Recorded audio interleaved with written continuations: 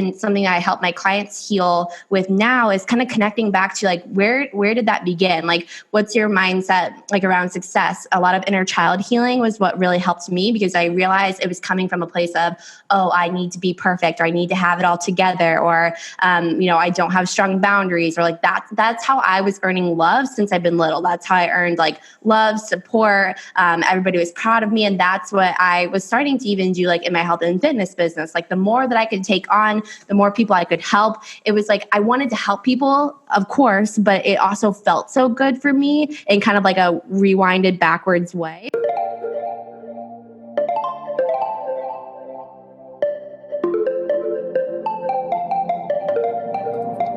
I'm Autumn Bensett, founder of the Bossy Babe brand, fitness coach, and serial entrepreneur turned intuitive life and business coach.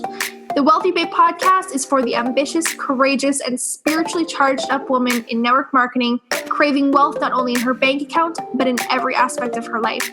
Get plugged in here each week for authentic and unfiltered conversations from myself and industry leaders who are going to support you and give you all the juicy behind the scenes and real talk around business, spirituality, strong points of view, and doing shit differently. This is a safe space to come undone, be heard, and be given permission to rewrite your own damn rules. So here we go. Hello and welcome to episode 43 of the Wealthy Babe podcast. What's up? I hope that you are having an incredible day.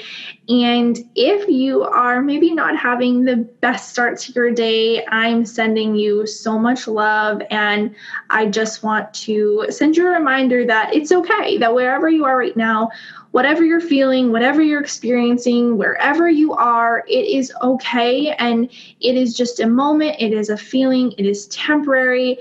And, at any moment you can shift through this, but allow it to move through you, allow it to be, allow it to exist, and see where it is guiding you next, because there's always a reason why we're feeling the way that we are. But I want to first just give a reminder that if you're having kind of a day, that you don't have to just like push through it. You're allowed to feel it. You're allowed to experience it, but also recognize like, when am I wallowing in something versus when am I experiencing something? And, how can I use this for my highest good? And if you're having an incredible day, then I am over here drinking some iced tea, wearing a cute, like super neon, like highlighter colored, like greeny yellow leotard thing that I got on the weekend. So just living my best life over here, recording this intro for you. And I'm really excited for you guys today to meet one of my good friends, Erin Nicole Porter. She is a business and mindset coach for female entrepreneurs, and she's also the host of the Burnout to Breakthrough podcast. She's a healer, an NLP practitioner, a life coach, and a clinical hypnotherapist. So basically, she is a badass. And she helps women step into their power, embrace pleasure, heal from their beliefs that are holding them back so they can launch from the heart and sell from the soul. Erin is such a warm heart and a beautiful soul, and I am so grateful that I've got to meet her over the past couple years in the online space. We took a similar program together. We have similar friends, and we worked with the same coach. And so we have been in a lot of the same circle for a while, and she's just become such a dear friend of mine. And we now have a 4-way group chat with the Soul in the Raw podcast girls and Nicole as well. And so we have just have a lot of fun. And she's just such I can't wait for you guys to meet her and to be in her energy. If you don't already follow her or love her, then you guys are in for a treat.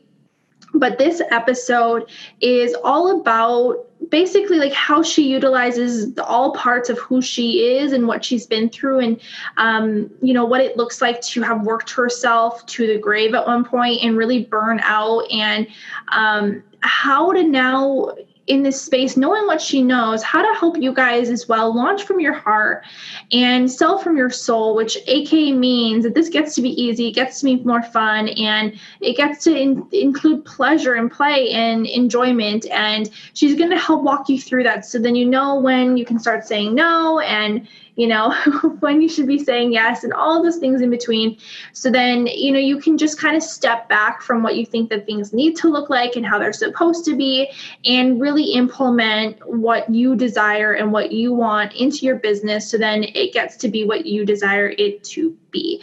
So I can't wait for you guys to listen to this episode. And as always, if you dig it, if you love it, it will mean the world to us if you get this message out there with us, if you share it somehow on whichever social media platform that you love to be on.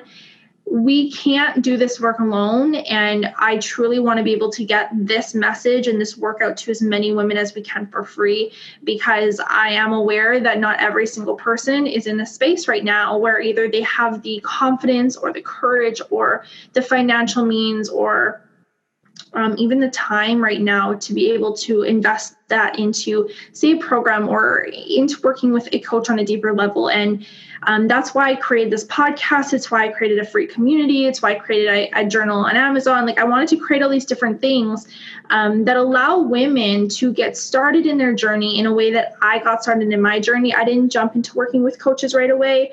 In fact, I didn't even know they were a thing for a very long time in my journey. And so I spent a lot of time digging into podcasts and finding mentors in the online space that I could be in their energy in. And I am forever grateful for them standing up and being able to take that time aside and create a space like this that could be accessed for free, where I could grow and just allow myself to evolve as a woman and as a business owner. So anyways, I am long story longing this. If you love it, please share it. But other than that, you guys, I'm really excited for you to hear this episode. And yeah, that's it. So let's go. Welcome, Erin. I'm so excited to have you a part of the Wealthy Babe podcast. I'm jazzed that you're here. We were just having like the best conversation. So I'm really excited to bring this energy into the conversation. The first thing that I always ask, and I start this off with because this is something that I know you are a fan of. It's something that I'm sure you probably teach your clients. And I like starting the episodes with this just because it kind of brings everybody into the vibes with us and it elevates it. So what are you celebrating? I know we're in the last half of the year and everyone's doing this reflection and they're looking back on, everything that they've accomplished and everything that they've done and all of the amazing things that they've experienced. Is there anything that's been sticking out to you that you're like anchoring in and you're just so jazzed up about right now? Yeah, it's so funny because I was really reflecting how much my life has changed in the past year. Like, it's literally been like a rocket ship from this past year to now, and like different relationships, like making over 6 figures already this year, like in my business and doing that. But I think like what I'm like most excited about is like the change that I am really honoring in myself and like how I want to do things in my business and like how I want to grow and how I want to impact people and serve on a deeper level, and really honoring the decisions that I've made to go like deeper into some of the modalities that I love to, like breath work and NLP and feminine embodiment, and just really honoring the fact that I'm honoring myself and celebrating all of that. I think that's kind of where I'm really going, is like, okay, it can look different. It can feel different. You can do whatever it is the fuck that you want to do and run with that. So that's what I'm celebrating. I'm obsessed with this. Don't mind me, guys, because I'm always like taking beautiful notes of all the things to talk about. But I love that you're celebrating that so much, because I think it's really powerful for the women that are listening to this, that are coaches or they're other entrepreneurs in the online space, to see and have that permission that it's not only okay, but it's necessary to explore different parts of yourself, and that it's okay to bring in, and we'll kind of come back to this. Is why I wrote it down, because I want to come back to it. I want to let people kind of know a little bit more about you first, but having that permission to be able to add different parts of growth into who you are and into your business, and have different extensions in ways that you're serving and helping other people. And I know that that can be a big question for a lot of people, because everyone's like, well, I'm really multi-passionate. There's a lot of things that I want to do. How do I like narrow it down? How do I know that I'm not doing too many things? So I think that would be really great to kind of come back and talk about and touch on like how you're integrating all of these beautiful passions into your work and serving your clients with them in a way that still feels like, you know what I mean? Like streamlined and not like confusing. But on the bottom line of that, like, I'm just celebrating you too, because again, like, I think that that's amazing that, you know, you're just elevating yourself and you're always like going into these new extensions of you, and just, I love that. I love that. I love that. So can you just share a little bit about who Erin is? Like, how did you get here? How did you get pulled into this line of work? Yeah. Kind of like, I guess, like backstory. So let's start off in network marketing in the Beachbody world, as I think, so many of us have. We start off, right? It's kind of like the gateway drug, like network marketing so many times for like the entrepreneurial spirit. Like it really lit it. I mean, minus the lemonade stand that I had at my grandma's growing up, that was like my first taste of entrepreneurship. So I got started in that. And I really had a passion for health and fitness. So while I was in grad school, I went to grad school for what's called student personnel and higher education. So I worked at a university. I did social media management there. I did a lot of marketing. I did student leadership and counseling for students in distress. So I have like a background of like helping people through essentially like life coaching and their career path and what's coming up for them. So as I was doing that, I was on my my own health and fitness journey, not wanting to have, be battling with an eating disorder and a lot of body image stuff. So I really went on my own self journey, and in all of that became obsessed with health and fitness. I was doing Beachbody, ended up doing competitions, was teaching group fitness classes, personal training, all of that, which kind of then stemmed into, I was working full time in the university after, was on the road a lot, was also building my business and had, health and fitness, doing programs, things like that. Kind of transition from there. Was like, I'm so burnt out 5 years later now. It's like talking about health and fitness stuff. I really was diving deeper into mindset work, and between the mindset work, and I was running like content marketing for fitness studios and love doing that within network marketing and teaching too. So I really then kind of transitioned from health and fitness into mindset and business. And that's where my passions have lied. And I do NLP practitioner. I'm an NLP practitioner as well, hypnotherapist, and all the fun things that kind of come from that. So that's kind of been my journey. Getting to this point now is just really kind of following what was feeling good and following my intuition and allowing myself to, completely scrap a health and fitness business to transition and just being led that way. So can you give us a quick elevator pitch now based on like who you're serving now and what it is that you do, for anybody who's listening is like, okay, I dig this woman. Am I her slice of jam? Her slice of toast. I love it. Yeah. So I do business and mindset coaching and energy healing for female entrepreneurs, and really help them, sell from the soul and launch things that feel really good to them, and where they're not feeling stressed or overwhelmed, and really ending some of that burnout that we can feel in the online space, and doing it from a place where it actually feels good and not spammy or weird or, stressful or anything like that. I love that. Thank you for sharing. So, Kate, I know that you were talking about burnout. So can we talk about burnout? Can we talk about like your experience with burnout and like where this came from? Because I know this is your podcast name, Burnout to Breakthrough. I know this is where like when we kind of first met, I think in the online space, it was like a big part of your business. I think you were still in health and fitness at the time, and you were working with a network marketing company. So how have you seen like burnout play such a big part in entrepreneurs now, and how they're running their business, and like how are you helping your clients run a business from a space that feels good and where they're not on that brink of like, I have to do, not that the action isn't important. The action's incredibly important, but not from a space of like, I have to do all the things. I have to burn myself out. I have to overcompensate.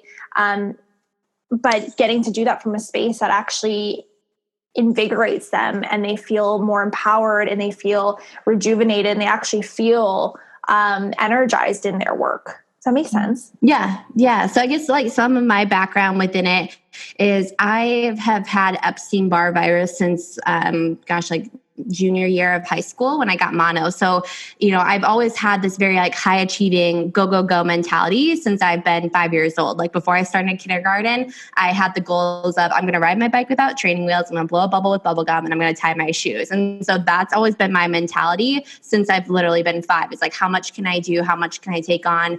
How much can I say yes to? And that was my life up until just like a couple years ago, because I was going and then suffered from a lot of adrenal fatigue from saying yes to everything, really, stressing my body out. And I was really in a big phase of burnout and healing from that, from really the internal stuff that was happening. And also, the external stuff with like working out and all those different things, not sleeping like I needed to, like being on caffeine all day long. There was a lot of different things what was going on, and something that I had to heal within myself, and something that I help my clients heal with now is kind of connecting back to like, where did that begin? Like, what's your mindset like around success? A lot of inner child healing was what really helped me, because I realized it was coming from a place of, oh, I need to be perfect, or I need to have it all together, or, I don't have strong boundaries, or like that's how I was earning love since I've been little. That's how I earned like love, support. Everybody was proud of me. And that's what I was starting to even do like in my health and fitness business. Like the more that I could take on,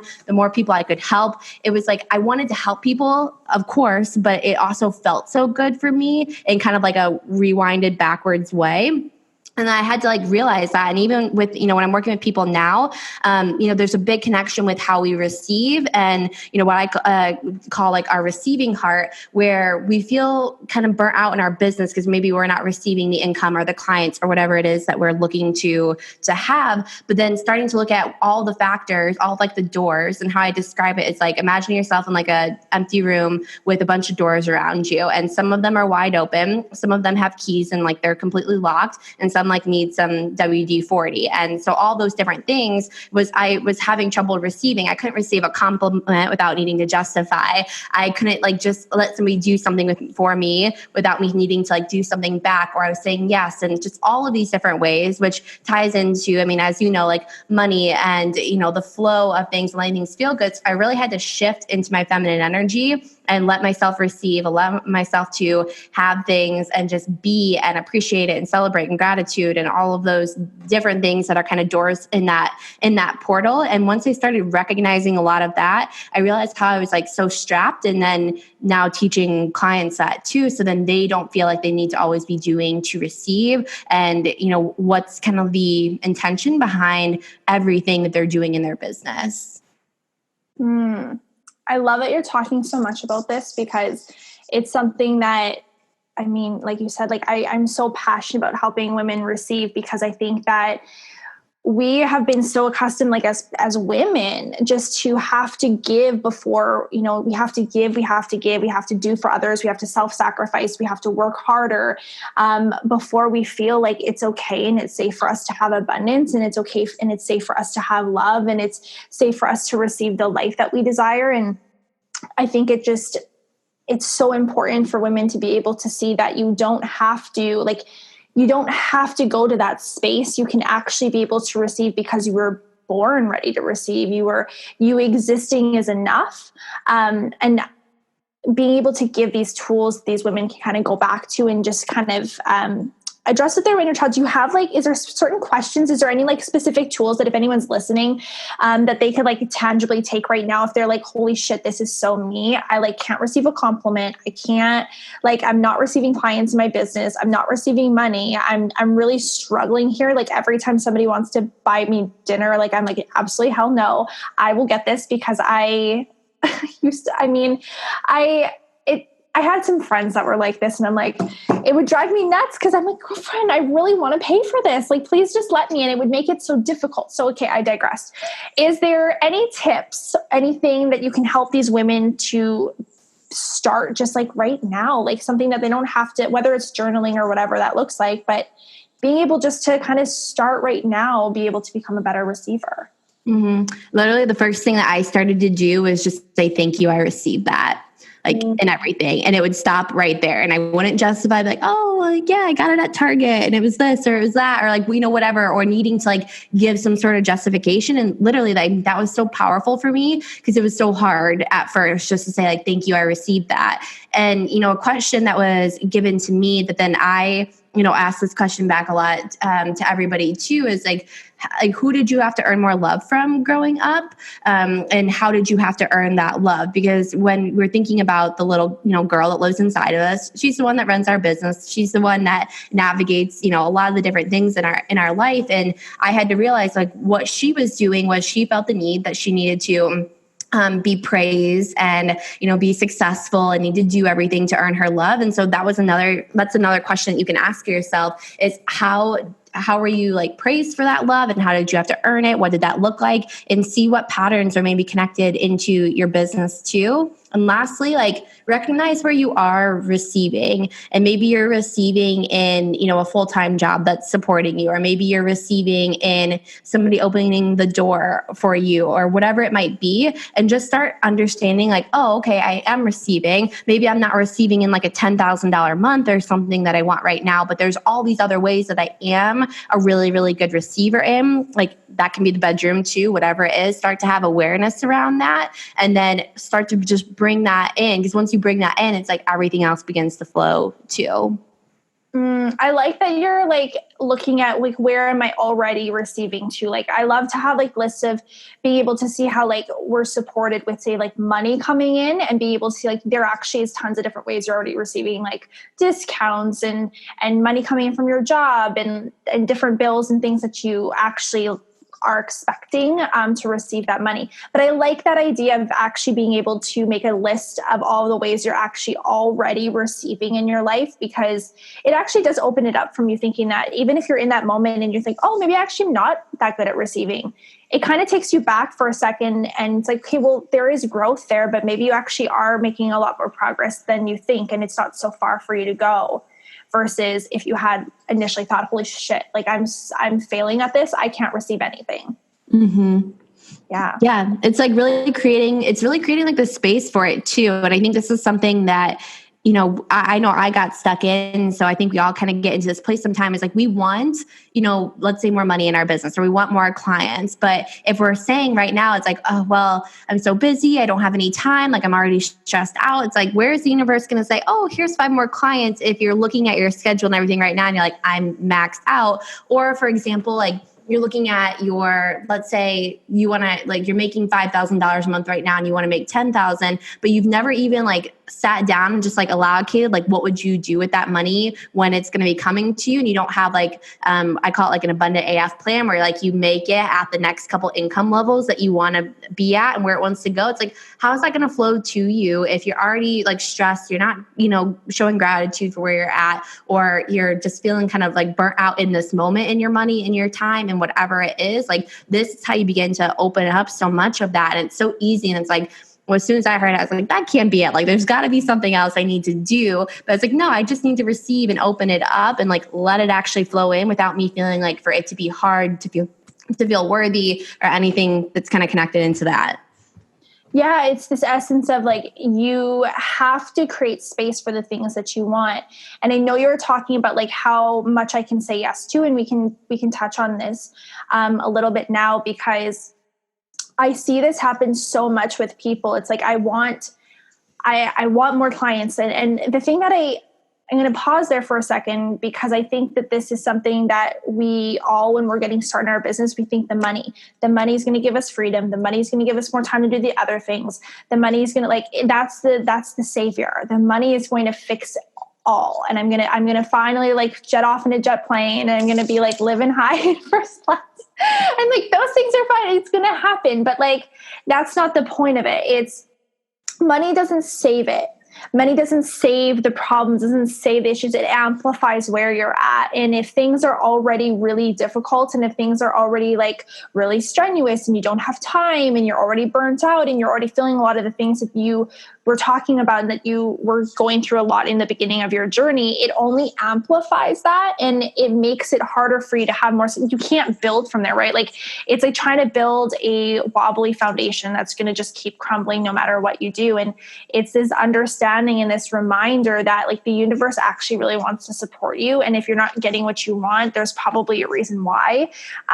You're out of alignment somewhere, whether it's the space or the ability to handle it when you get like, so then when you have it, and you get it, you can take it on and you can actually do with it what you're supposed to do with it in its full potentiality. And instead we're like just kind of so like married to that idea of when I have this, it's going to equal this outcome, and being able to release that and be able to do this from a space of like, I get to say no and I get to create space. I don't have to say yes to everything is important. And these women need to like, I know I needed to hear that. It was a foreign thing to me way back when. I'm like, I need to add more. What are you talking about? I need to do more in my schedule. I need to add more trainings. I need to add more YouTube videos. I need to add more podcasts. I need to add more like calls, sales. Like there were like, I need to do things. Like I couldn't just sit still. So how did you find, or maybe a better question is like, how do you know what to say no to? What's the question that maybe you internally ask yourself, or like maybe the guideline that you use in your business on how much you're saying yes to, and when it's time to open up space? Mm-hmm. For me, it's really about kind of like dropping into my body, and I'm like, okay, like, does this feel good? Is this something that I'm doing because like, I always call it like dick swinging goals, where it's like, am I doing this because like, I feel like I need to like, keep up with what I, whatever BS story is popping up in my head to like feel enough or to feel worthy. I'm like, oh, am I putting this out there because I'm like feeling the need to create something or the need to do something, or, you see everybody else doing something and you're like, ah, shit, like, do I need to do that too? And it's like, no, you don't. Like, if you're feeling the, I need to because of this, like, that's always a good question to ask yourself. And like, now, like, I really just like sit and I listen. I'm like, okay, is this actually what's lighting me up? Or am I feeling like I have to do this? Or am I feeling out like I should do it this way? Or, everyone's doing it this way. Do I need to do that? And that's like something that I've like grown so much from. But, at every level, like our old gremlins love to come out to play and they want to just be like, boop, boop. Like, do you still feel that way? And it's like, so sitting with your body anytime like you're making a decision or you're feeling something in a certain way, and just like, okay, like, where is this hitting me at right now? Does this feel good? Is this what's lighting me up? Should I do this in this way? Or what is going to get me excited to do whatever the thing is that you need to do? I love that. So is that the way that you've always done it? Or was there resistance when you first started kind of bringing things off your schedule? And maybe it meant leaving jobs or releasing, schooling or releasing, I don't exactly know, but like if there were specific things, because I know some of my clients, I know myself, like there were times in my life that I knew if I wanted to go all in on my business, I couldn't keep filling up my time with other things that weren't my end goal. I couldn't keep filling it up with another full-time job. I didn't, well, not that I can't, but I didn't desire to. If I wanted to build this online business and this is what I knew that I wanted, I needed to get into alignment with that.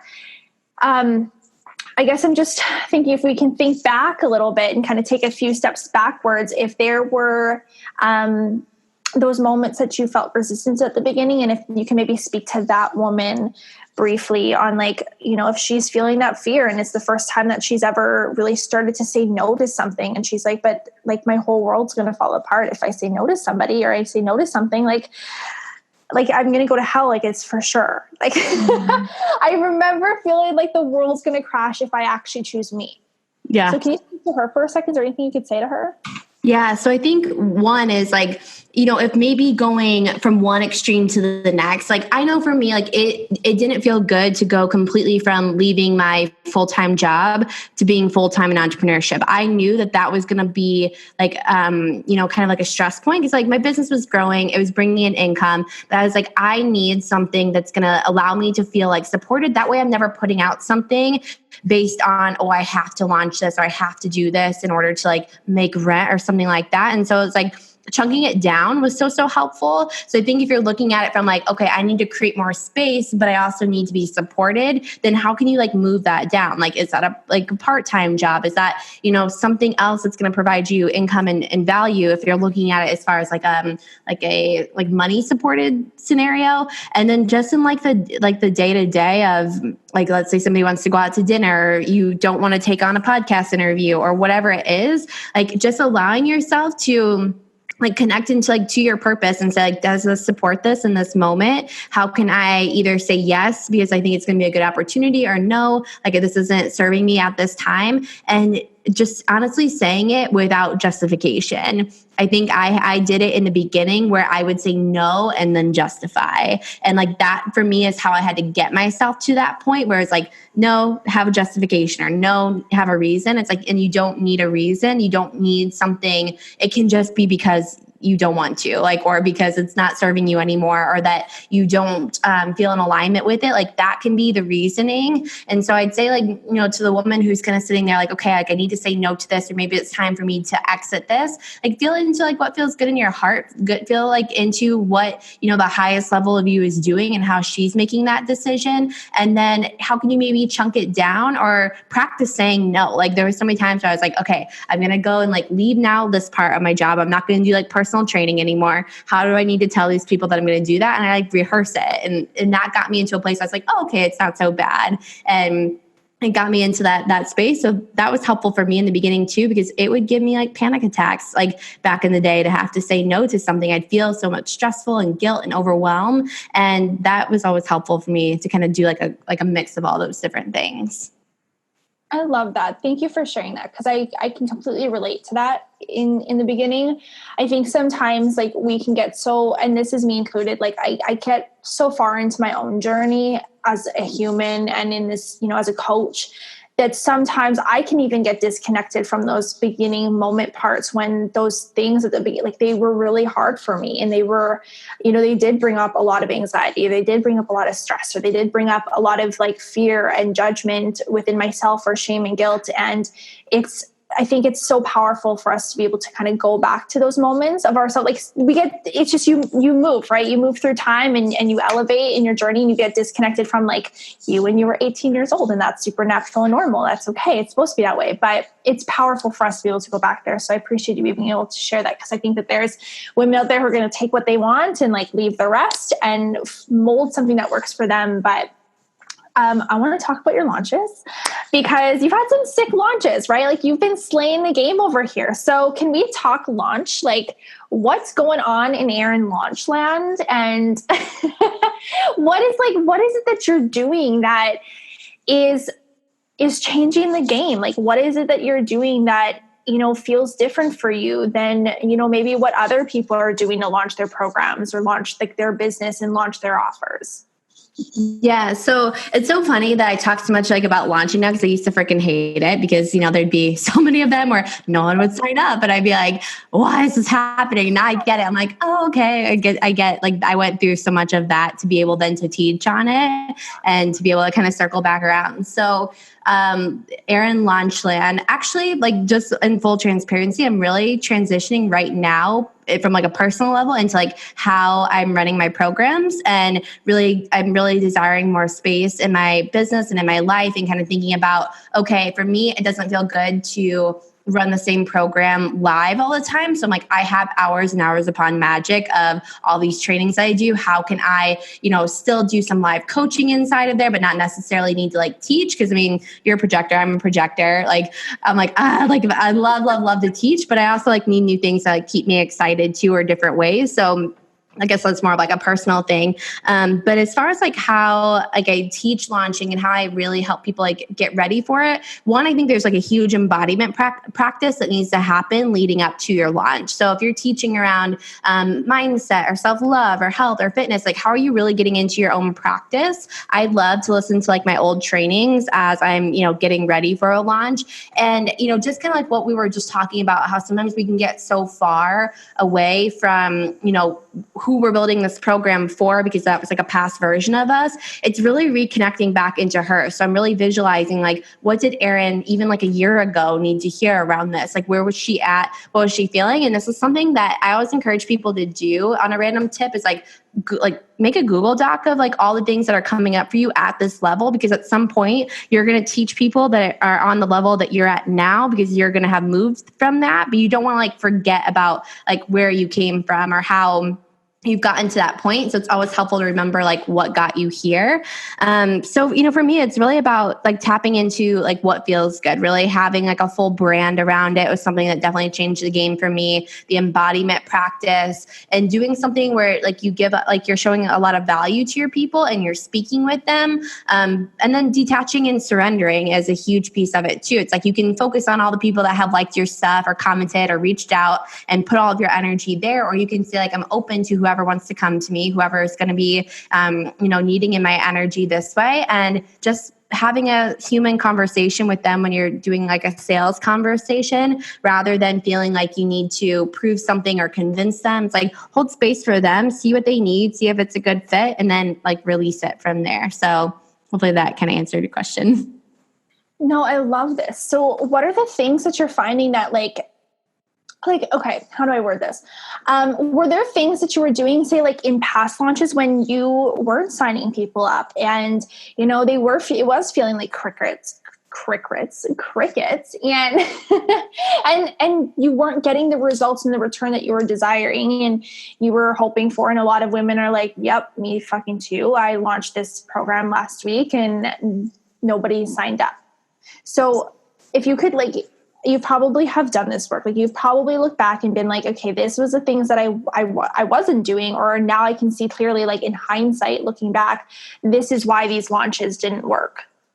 Mm-hmm. Yeah. It's so funny because like, if I think of it strategically, I do the exact same things that I did strategically when I was launching and nobody was in my programs versus launching and then, selling out programs. It was and I'm pointing to my head, like what was going on up here when I was in that launch process. Like I was doing the challenges, doing the master classes, speaking to the people, had all of that. But what was really going on in my head when no one was signing up was I was creating objections before they even existed. I was like, it's going to be too much for these people. If they didn't want to buy a $160 challenge pack, like why are they going to want to buy my $250 health and fitness program that I have? Like I had all these bullshit stories. And then I was literally creating them by thinking about them so often, or being like, who's going to buy this? Or is this going to work? Or what if only one person signs up? Then how am I going to run a group coaching program? And so I was speaking into all of these, objections, and then they were coming in. I definitely wasn't probably embodying them as much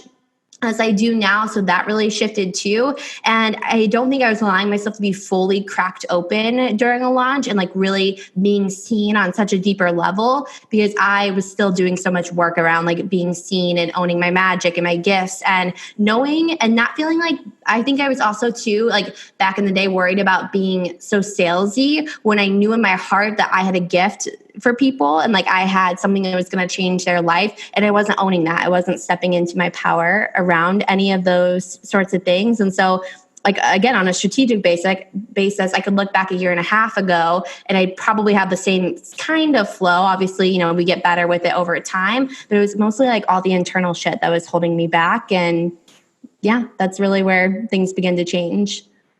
I think that's so important. And I think because I love to live by that. It doesn't, and I'm sure you're very much the same. Like it doesn't really matter exactly what it is that you're doing. It matters about your intention when you're doing the things that you're doing and how you feel about the things that you're doing in your business and how you're feeling about yourself when you're doing the things that you're doing.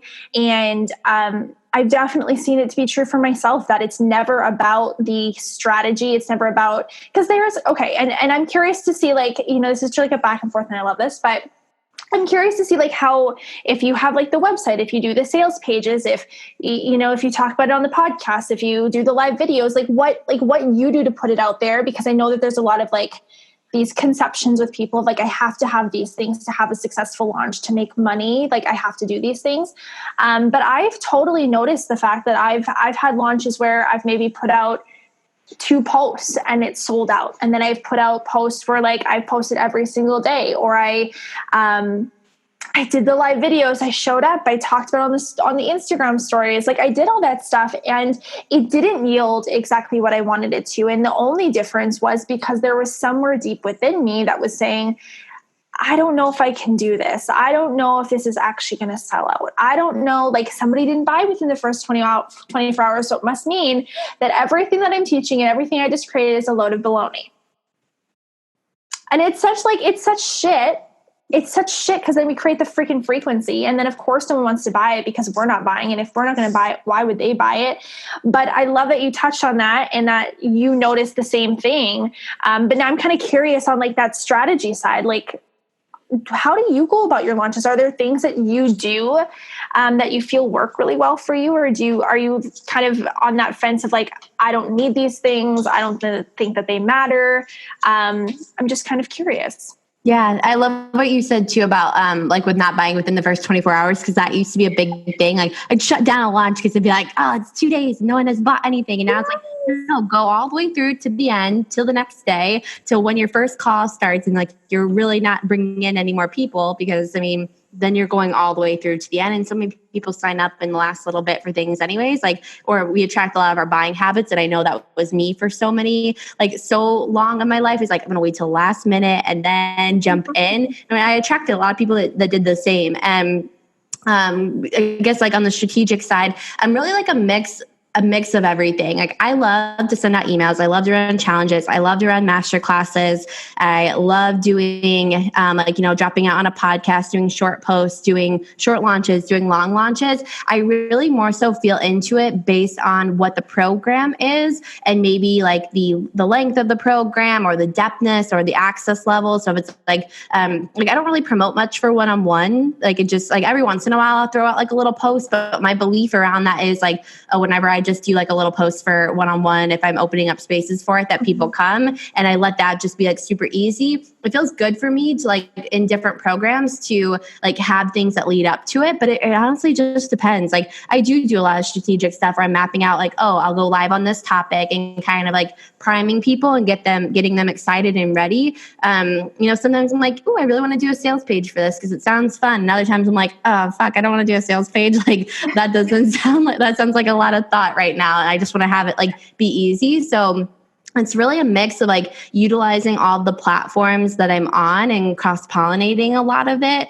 And then just kind of feeling into each launch, like how I want to show up for it. And then like I am a project management nerd. Like I love using Asana. I love like having all those different things laid out. And then each day I'm kind of like, okay, do I still want to go live on that? Yay, nay. How does that feel? And just let myself kind of figure it out within the day to day, but also like having a game plan for it too, of like stories that I want to share, objections that I want to like illuminate through my own stories, teachings, lifestyle stuff, and just like blending all the content together. So I'd say if anything that's mapped out is really like the content that's going to get people ready to like get into the conscious part of their brain that this is going to be for them. But yeah, it's kind of a mix of all the things.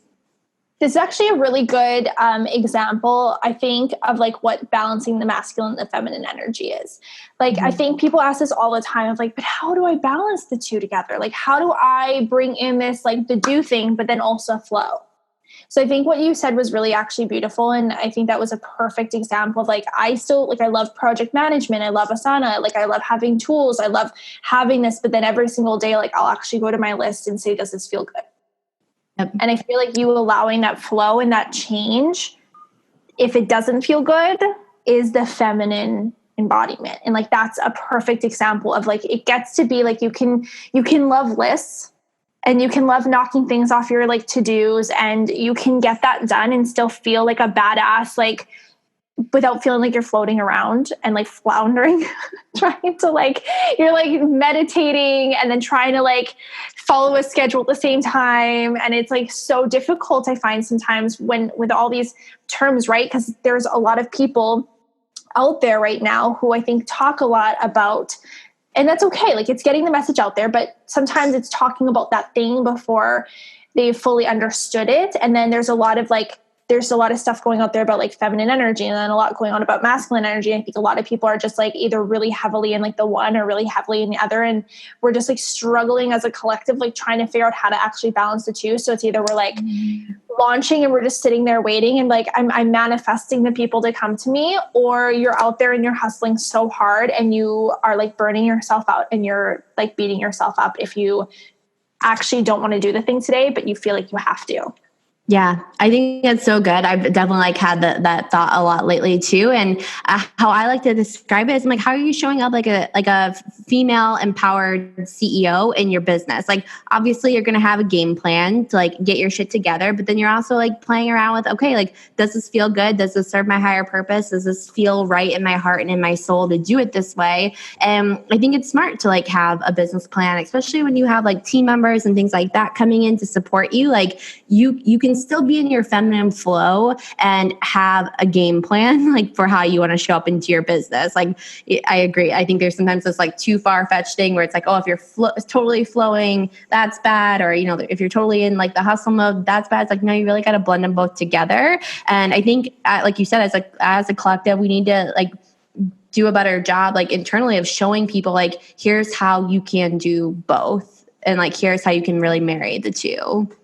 Yeah. I was actually listening to a podcast today, and obviously I wouldn't say the one because everything was amazing on it, but they were having this conversation about like sales calls and having them for like high ticket things, but like not low, like, and having them kind of for everything minus like really like low end things. So I guess now that I was listening to it, I couldn't help but like want to bring it in here because we were having this anyways today. And I'm just curious, honestly, I'm curious on if you have sales calls, if you utilize them in your sales and your launches, if you have, if you kind of bring people in and it's like, if you're attracted to the offer, if you're down for it, you're going to say yes, you're just going to buy, that's not necessary.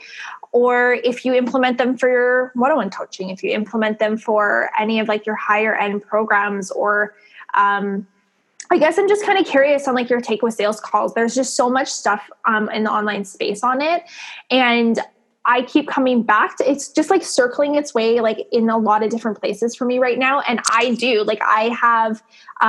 run consultation calls for my one-on-one coaching, and even sometimes for my mastermind, because I'll get on them. And if they feel like a really great fit for the mastermind, I'll put them into the mastermind. If they feel like a really great fit for one-on-one, obviously I would talk one-on-one, but I don't do them for any of my other programs, even if they are higher end investments. I still don't do them, but I'm in a couple Facebook groups and I obviously like hear other things. And there's some people that are out there like slaying, like, this is not something that I desire to have in my business because it doesn't feel good to me, especially as a mom now. Like, it doesn't feel good to me to get on like 30, 40 free like sales calls a week. But I guess I'm just curious, like, what your experience is with it and your take on it. And if there's any parts in your business that you do it, or if you have kind of moved away from that and you don't find that they're your jam. Yeah. So I'm the same. I don't like do them for like group programs or, something where I'm doing more teaching. Like, I'll definitely like voice message back and forth with people. But that's usually, I don't know. I can't think of a time in the past like year where I've done it for like a program like that. I like to do them for like one-on-one, and sometimes I do them for masterminds, sometimes not. It just kind of depends where people are like kind of coming in at. But I tend to usually only do like sales calls for one-on-one, especially if it's somebody that's like already worked with me in a program or, has been in my energy before. And they're like, hey, like, I really want to work with you. I want to kind of see like what the options are. Then I'll jump on and be like, yeah, like, let's jump on and chat for 15 to 20 minutes. But I found that most of the people that are wanting to work with me on like a deeper level have like either been following me for a while or have been connected. And then I let them know too. I'm like, if you just want to jump on and chat about like what this would look like, let's just jump on for 20 minutes. If you really want some coaching and you want to see like if they haven't ever done anything with me before, and they'd rather like really kind of see what that feels like, and they're super new, they've been referred by somebody or something, then I'm like, let's do like, like an hour consultation call. But for the most part, yeah, I'm like, just like, let's jump on for 15, 20 minutes, see if it's a good fit and feel. And if it is, great. But those are like they come and they go. Like sometimes I'm doing some of them, but they're not something that I offer. It's more so if people are they need that little, like, I want to just ask a couple questions and see if it's a good fit, but I'm not doing like coaching on there. I'm maybe tapping into their vision and seeing like what it is that they want to do and like sparking some of that like interest and excitement within them for their own vision and seeing if it's a good fit and holding space for them. But yeah, that's kind of like my feel with it. It's like if you want to work with me on a deeper level and you're just like, I'm not sure, like, let's just kind of just chat and see if it is the next best step for you. So I guess like, is that, I was going to talk about a little bit about like soulful souling next, because soulful. Guys, if you listen to me, I mean, everybody on the podcast already knows that like, I literally like put my words together all the time and I jumble up my sentences. So like, this is super normal and it's fine. My clients they just know by now. They're like, I just know what you're talking about, even though I make literally no sense. So, okay. Soulful selling. That's something that I know you're passionate about. That's something that you pride yourself in being able to sell from, your heart and being able to sell from a beautiful space. So I guess, is that kind of part of it? Like adding like these sales and being able to connect, like how do you bring like your soul into your sales? Because there are a lot of icky sales out there. There's a lot of, sales that, I mean, I don't know how I'm still getting cold messages in 2019. I don't understand. They still exist. Oh my goodness. Bless your heart. If you're listening, please stop. But they still exist. So how do you bring or like teach, like what are some tips? Like do you have like, a few things that you really, or like a main point or something that is really important for you when you're teaching like soulful sales and connection and wanting to sell to your audience and really helping them hear your heart and your offers and what it is that you want to help them with? Because I think that there's a lot of like, there's just so many different ways. There's a lot of misconceptions about selling. There's a lot of like fear around selling. There's a lot of, shame around selling, and selling actually it's a win-win. Like when you sell to somebody, you are literally giving them an opportunity to better them. I made a post, I think yesterday on social media. I'm like, I will throw money at people that can solve my problem. Like if you can solve my problem in like half the time, like whether it's a massage and my back is killing me and I could either suffer with this for the next week or two, or I could throw money at this guy who's like amazing at it, or a woman, whoever. I used to go to a guy, whoever it is, like if I can throw my money at you literally, and you can make me better, like, so I can keep on with my life, I'm going to do it. And I think that people forget that when it's their own offers and it's their own sales and it's their own like brilliance and it's their own stuff that they're putting out into the world, they have this fear around it. And I don't know if it's imposter syndrome. Like, I don't know if it's something else, but there's like this resistance in actually putting it out there, when it's actually this is the greatest gift that you can give anybody, is the opportunity to say yes to themselves, an opportunity to get into your energy, an opportunity to have a solution to their problem. So I guess like a roundabout way is like, how do you bring your soul into selling in your way? Mm-hmm. Yeah. So something I like to teach upon is not giving it all away on the first date, which is kind of like what's happening a lot of times in Messenger. Like you get excited because someone reached out to you and they're like, hi, I just saw you launched your program and I'm so excited. Like how much does it cost? Like, I think we all have get that question like pretty regularly, and, or people want more information. And then like your instant response is to just be like brain dump, like a paragraph of like, here's everything that you're going to get. Here's everything that we're going to cover. Here's everything that we're going to do.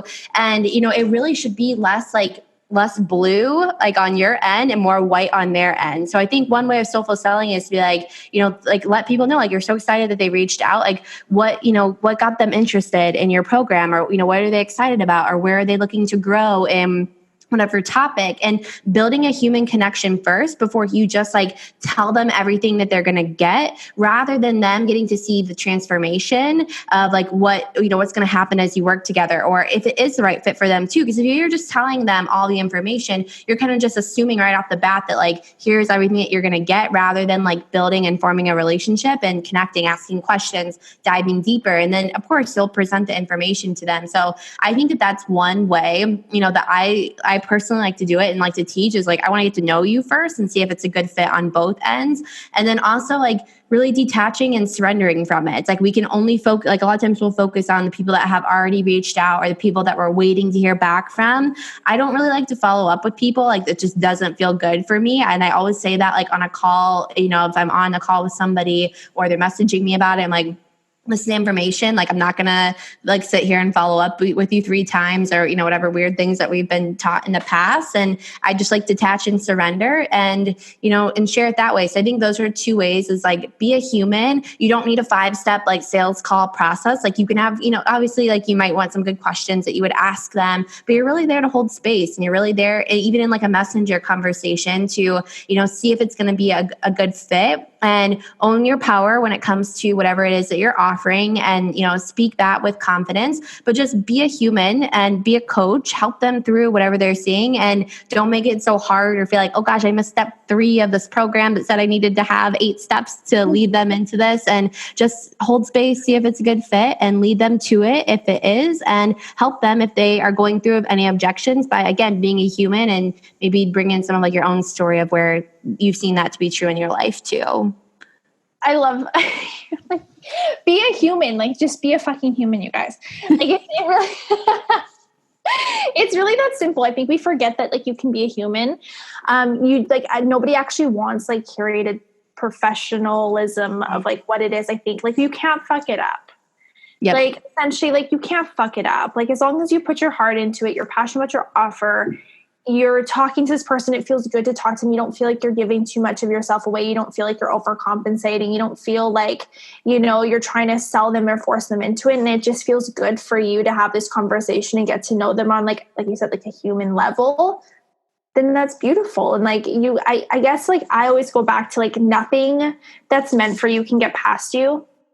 So you could say all of the wrong things and yet the right person will still join, and you could say not enough of the right things and the right person's still going to join. Like it doesn't matter what you say in the long run if your energy is aligned with that person coming into like your quantum field of energy and being in your space and your program and your offer and working with you. Like there's nothing like there's nothing that you literally could do to mess up. Like I've totally like bombed sales calls. Like I've totally bombed consultations. Like I've totally said like gotten off these things sometimes and been like, I told like Autumn, like, why did you say that? Like, you know, like I'll get totally in my head sometimes. And then they're like, yeah, I'm in. I was like, I pause like really like, you know, and I've had those moments like, that's crazy, but that just goes to show like, nothing meant for you can get past you. So I love that you shared that. There's so much that I want to talk about, but I want to honor your time. I know you got to get going.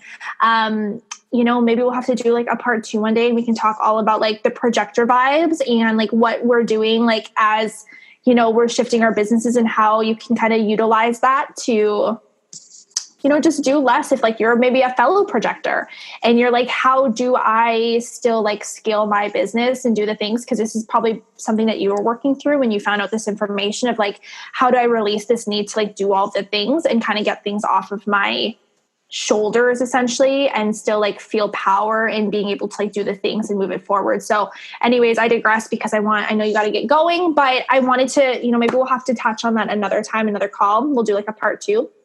But is there anything other than all the beautiful brilliance that you shared in here that you kind of want to leave our audience with? Nope. I just say like, you know, follow whatever feels good for you in your business. Like allow yourself to remember that you have a gift and like you were put on this lifetime to impact people. And if you're feeling the call to do something, like allow yourself the permission to do whatever it is that you need to do. Well, thank you so much, Erin. I already have I'll be recording like a blurb about, they've already heard it by now, but I'll be recording a blurb about you in the beginning with, you know, everything on where they can find you. I'll also share it all in the show notes. So everybody, you can go and just like swipe up if you're on iTunes and just go and click on the show notes, find her on Instagram, find her on Facebook, find her. Do you have a Facebook group? Mm-hmm. Yeah, so find her in her Facebook group, find her podcast, and I'll connect all those links below so then you can be in her energy. And as always, you guys, if you love this episode, please make sure you screenshot it, tag both Erin and I on Instagram so we can share it and just love on you for that. And other than that, you guys, we will see you, or I will see you in the next episode. Bye.